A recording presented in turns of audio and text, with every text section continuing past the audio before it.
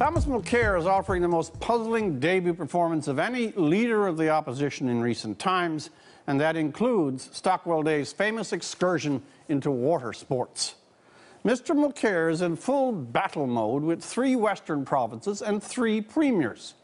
The premiers he demeaningly and condescendingly refers to as Harper's, quote, messengers, it being understood that a messenger is a lowly calling indeed, and a Harper messenger, well, low-browed, villainous, and shifty. He calls the West's prosperity the Dutch disease, which betrays an ignorance of both medicine and geography. Alberta isn't Holland, and high-paid employment is not a disease. He calls Brad Wall, articulate, strong Premier of Saskatchewan, just a messenger of mean old Harper. Alison Redford, the Premier of proud Alberta, well, she's just Stephen Harper's perolator service. He thinks Christy Clark, the Premier of awesome, hospitable BC, is not significant enough. She's a messenger, too, to talk to. Mr. Mulcair evidently has a very low opinion of premiers and a very high opinion of himself. Well, pride often comes before a fall. But worse by far is his deliberate, antagonizing, and quarrelsome bent towards a whole section of the country. He seems to think he's not a leader of the opposition as much as a leader of the opposition to the Alberta economy.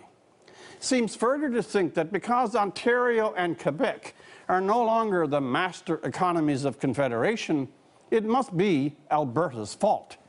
Blaming a prosperous region for the temporary weakness of central Canada is willful short-sightedness.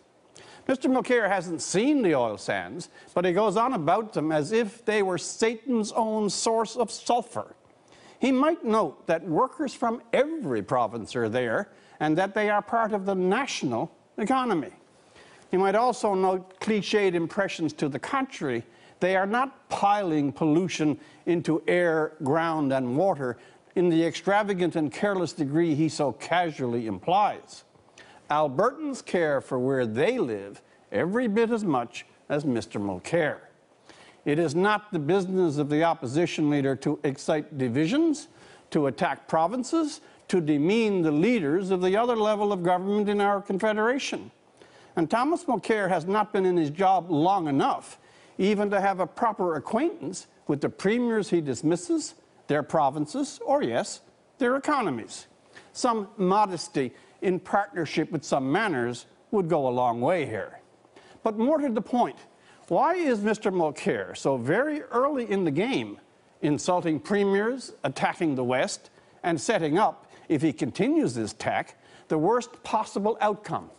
Frictions within the Confederation between East and West, Quebec and Alberta, provinces and the federal government. It is the most divisive debut of any opposition leader I can recall, and potentially very dangerous to Confederation. For The National, I'm Rex Murphy.